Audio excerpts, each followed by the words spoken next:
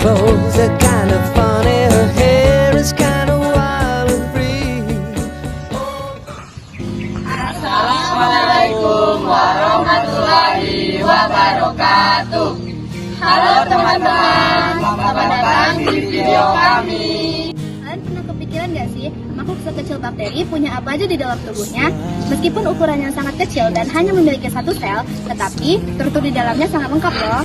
Nah, di video kali ini, kami dari kelompok 1, mata pelajaran biologi SMA Negeri 1 Lebong dengan guru pembimbing Pak Imzan Muksani bakal ngajak kalian buat kenalan lebih dekat sama struktur dari bakteri. Jadi, jangan di-skip ya. Yuk kita mulai dengerin penjelasannya. Halo semua, saya akan menjelaskan tentang kapsul dan dinding sel pada bakteri.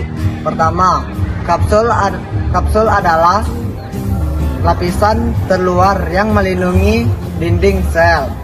Fungsinya untuk melindungi bakteri dari kekeringan dan dari sistem imun inang, serta membantu bakteri menempel pada permukaan, seperti jaringan tubuh atau benda lain. Selanjutnya, ada dinding sel. Dinding sel tersusun atas zat peptidoglikan atau murein. Fungsinya untuk memberikan bentuk tetap pada bakteri dan melindungi dari tekanan osmotik supaya sel tidak pecah ketika kemasukan air terlalu banyak. Baiklah, selanjutnya saya akan menjelaskan mengenai membran sel dan sitoplasma. Membran sel atau dapat disebut juga dengan membran plasma adalah lapisan tipis yang terletak di bawah dinding sel. Lapisan ini tersusun atas fosfolid dan protein. Fungsinya adalah untuk mengatur keluar masuknya zat dan dari dalam sel, serta menjadi tempat berlangsungnya respirasi sel. Karena bakteri tidak memiliki yang namanya mitokondria. Lalu yang kedua yaitu ada sitoplasma.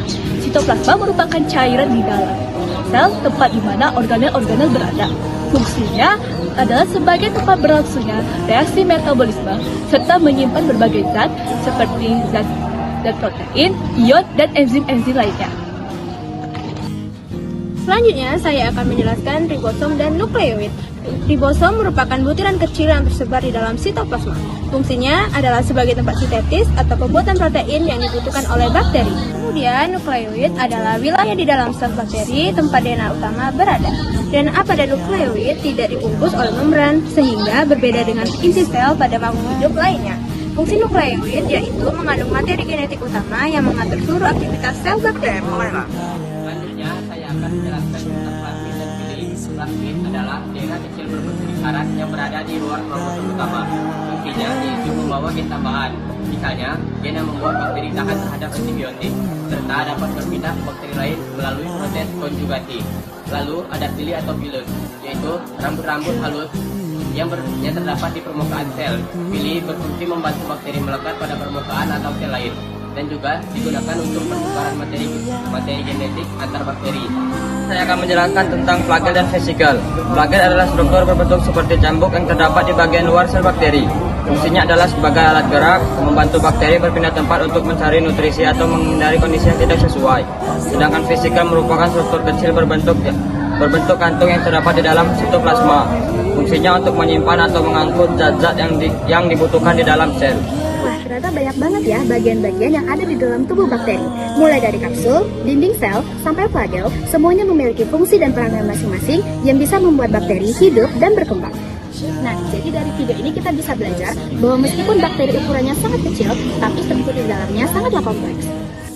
Nah, jadi sekian video dari kami, semoga bermanfaat dan menambah pengetahuan kalian tentang dunia mikroskopis. Terima kasih sudah menonton sampai habis. Sekian dari kami. Wassalamualaikum warahmatullahi wabarakatuh.